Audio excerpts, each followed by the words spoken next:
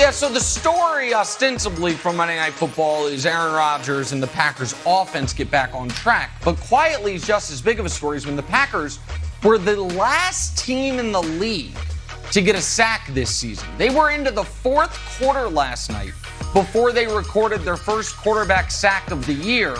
And, you know, kids out there, avert your eyes. But look at this vicious hit on Jared Goff. If you're going to finally get a sack, here's how you do it.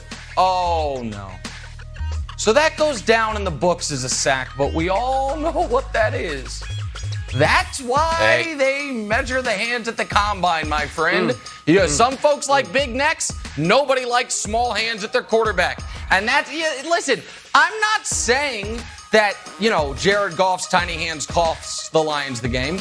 I'm simply saying he had 2 fumbles in critical spots and his tiny hands might have cost the Lions the game. But Green Bay, good job getting on the board with sacks. Next time, maybe you actually hit the quarterback to do it. But to start there, that's not great.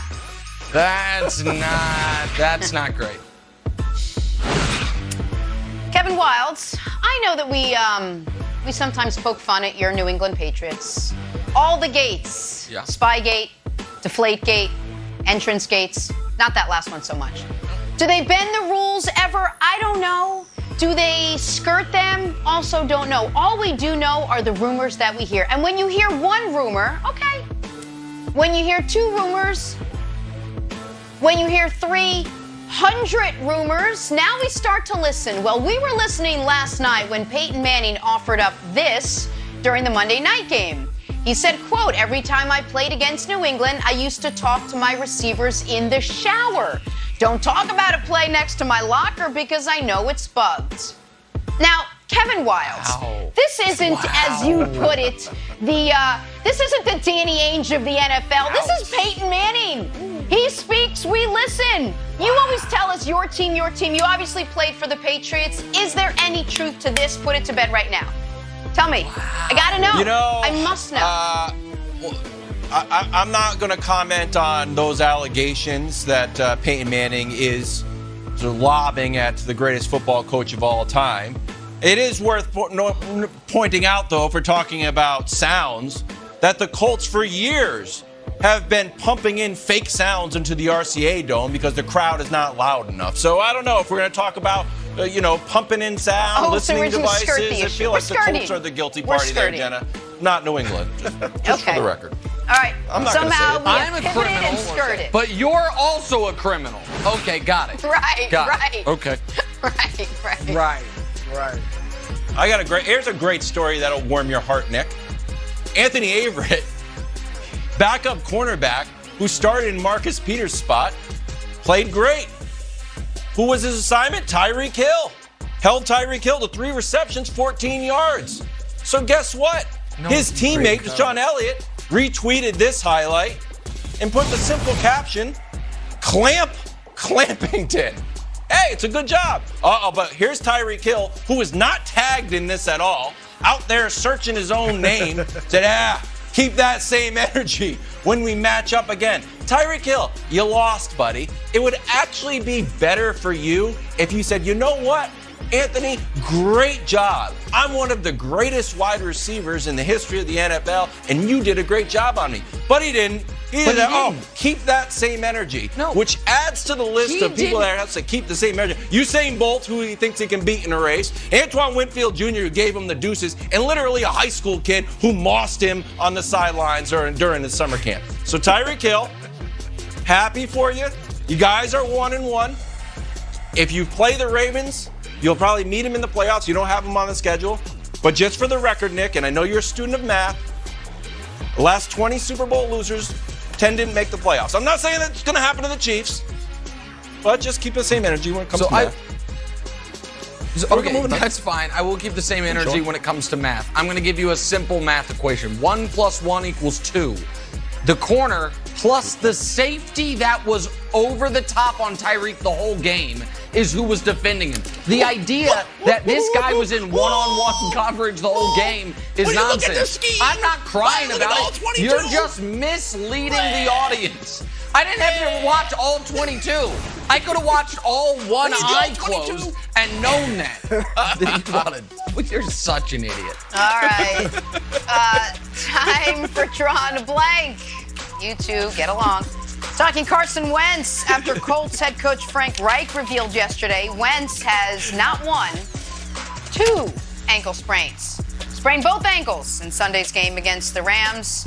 Reich said that his status is still up in the air. Wentz has dealt with injuries 6 of the last 7 seasons, going back to his senior year at North Dakota. I mean, take in the list, find a body part he hasn't injured. Chris Broussard, Carson Wentz's injury should have Colts fans feeling blank. Let's just put that on the same line. Foot and ankles. Yeah, as you said, Janice, injuries, not injury. And they should be feeling deja vu. Deja vu for 2 reasons. One, Wentz has been running for his life ever since the season started. He's been sacked 6 times. He's been hit 21 times. And they have got to do a better job of protecting him if they want to give him a chance of getting through the regular season. We remember the last quarterback they had that took shots. All right, that was Andrew Luck. And his career was cut short because he took so many hits behind that sorry offensive line in Indianapolis that he had to end his career after 6 years. Now, this offensive line is pretty good, but it's banged up, and they haven't been able to protect Wentz. And he is on pace to be sacked 10 more times than Andrew Luck ever was in a season. So I said they got to give him a chance to stay healthy, Nick. That leads me to my second point. This is just Carson Wentz. All right, deja vu. Yes. This is just Carson Wentz. You saw the list of injuries. It dates back to even high school. They found injuries at college that dated back to high school. And so he's been in Indianapolis a few months and already had 3 injuries. The foot injury, then the 2 ankle injuries. When he comes back from these ankle injuries, I hate to say it, it disappoints me. It's sad, but it's probably going to be we're just waiting for the next injury in a few weeks. Of course. This is deja vu, unfortunately, for them because Carson Wentz can't stay healthy. Yeah. Playoff pick. They're still alive, by the way. It's why some of us thought picking the Colts to make the playoffs was abjectly insane because the Carson Wentz injury was inevitable. And some guys get hurt by fluky stuff. Some guys consistently put themselves in jeopardy. Like Carson Wentz, it's not like he's been a little unlucky, but he also never takes the I'll live to play another down approach. He's always throwing his body around there. He's always trying to extend the play. And some of these are his own doing. But if I'm a Colts fan, I'm angry at management. Frank Reich and Chris Ballard got to look in the mirror and say, did we see this coming? If the answer is no, why not? If the answer is yes, then why was our answer Jacob Eason? Forever in Indy, pre-Andrew Luck with Peyton Manning, they never cared about the backup quarterback position.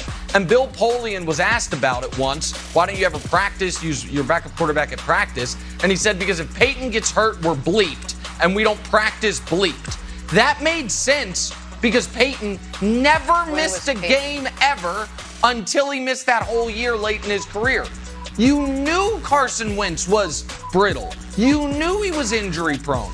And to not trade for Minshew, to not trade for Foles when he was writing love poems in the media to Frank Reich, like, oh, please come save me from Chicago, and to be like, nope, Jacob Eason, he's our plan. You could have beaten the Rams. It was a tie game when Eason went in that game. You could have beaten the Rams, much less compete for this time Wentz is inevitably going to miss. So I don't blame Carson Wentz for being Carson Wentz. I blame management for not recognizing who Carson Wentz is and having a legitimate backup plan, Wilds. So I buy your Gardner Minshew thing. Bring his jean shorts in there. It sort of gets a lot of attention, but I don't think that would affect Carson Wentz. Do you actually think they should have traded for Nick Foles? Don't you think that would be sort of the poison pill in the locker room? Well, but so what? You know what's the poison pill in the locker room? Having an emotionally and physically fragile quarterback who now can't play. That's it. Like, I can't be. He was sensitive to having someone behind him, and you've been saying that, Nick. Yes. Yes, but you can't. Okay, so I can't be having Broussard. I can't be having my quarterback be an injury risk but we can't bring in a quality backup because it'll throw off. Listen,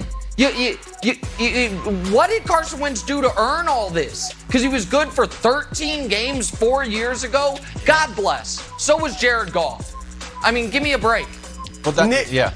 They knew it was a roll of the dice. They knew it was a roll of the dice, and they figured, let's try to reunite him with Frank Reich, under which he played those great 13 games, and maybe it'll work out. Nick, it would have been over before it started had they brought in Nick Foles.